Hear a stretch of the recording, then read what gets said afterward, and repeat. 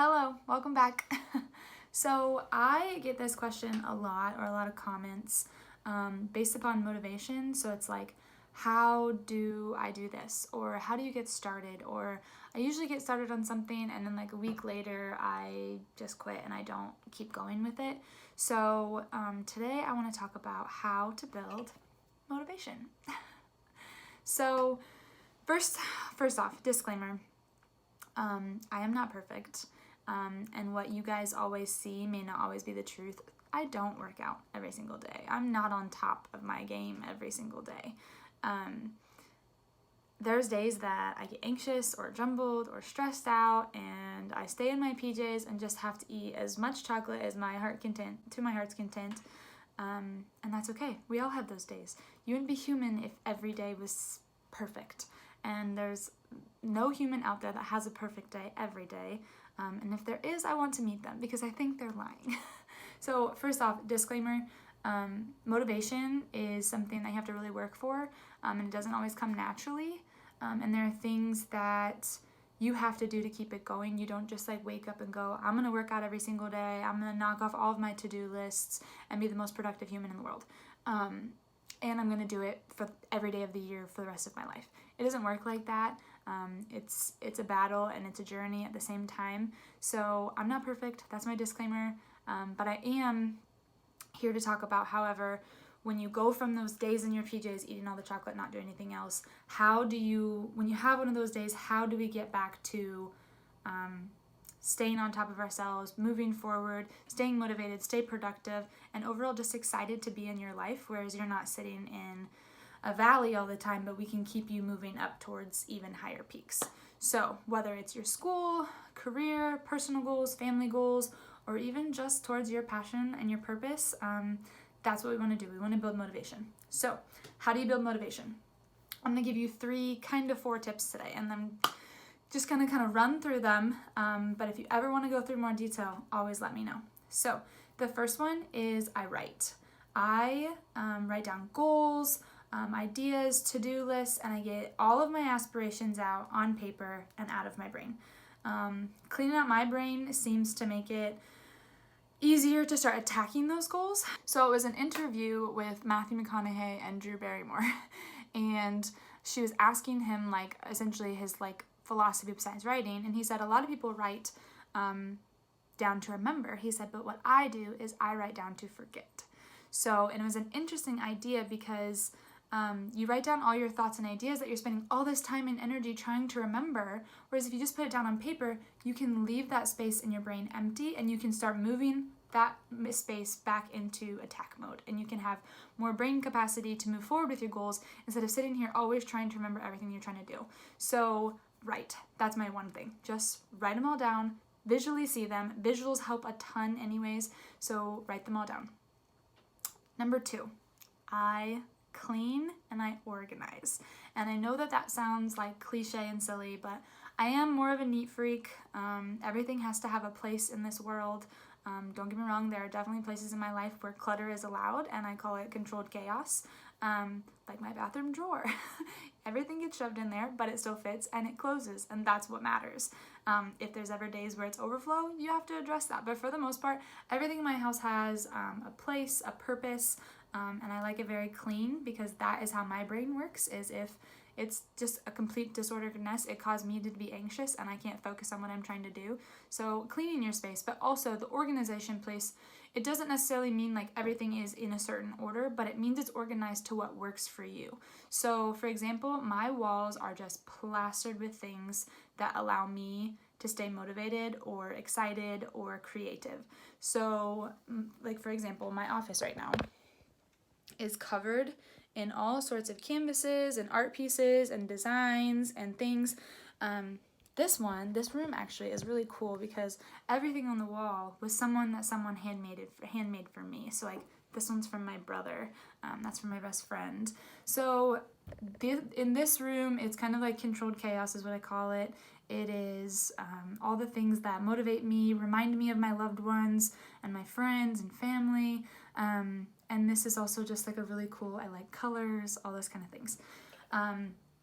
The other part of this room, which you can't see, is also where I work out. So it's got the treadmill and it's got all of my medals on the wall, and those kind of things. It gives me a space that's clean and open, and I don't have to move a lot of stuff around to like start working out, but instead it's already ready to go, and it allows me to just go into the space that I'm trying to go into.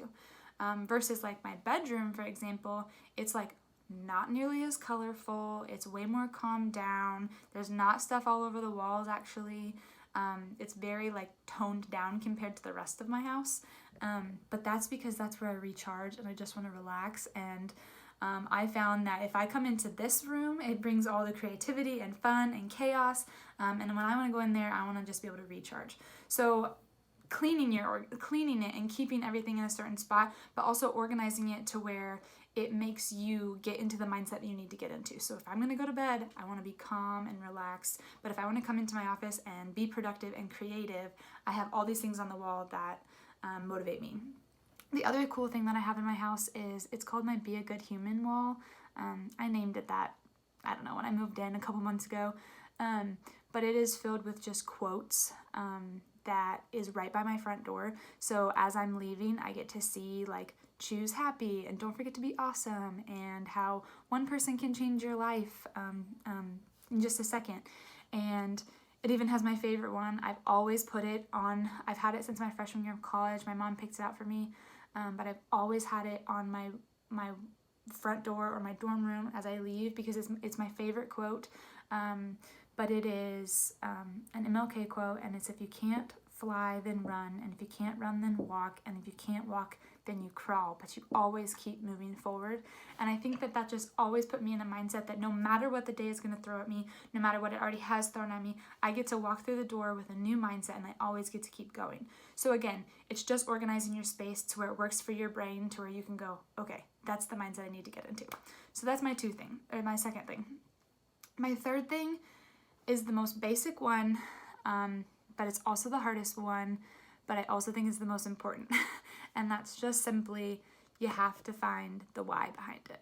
I sit here and I can think about all the crazy to-do lists and all the check-offs that I need to do, and all these things, so I can automatically have the titles or cross them off and say that they're done, and I can be successful, right? But at the end of the day, it means nothing if there's no reasoning behind it and the why of what you're doing. So again, I work in a very physical, athletic population, so I'm going to use working out as an example. Every day I work out. Right before, it's like I have this little voice in my head going, do you really want to do this? You don't have to. It doesn't sound very fun, or you're kind of tired today. And you have to ignore that, because you have to ultimately go back to like why you're doing it. And I think I've said it before, I'm not sure. I work out because I want to stay healthy.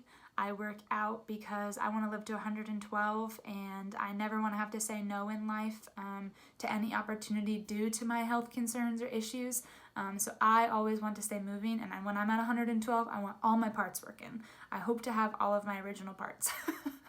But I used to work out for a different reason, and it was because in high school everyone said you're kind of chubby, or you wanted to fit in the same clothes as someone else, you wanted to look like someone else. And I'm telling you that those reasons just don't stick around.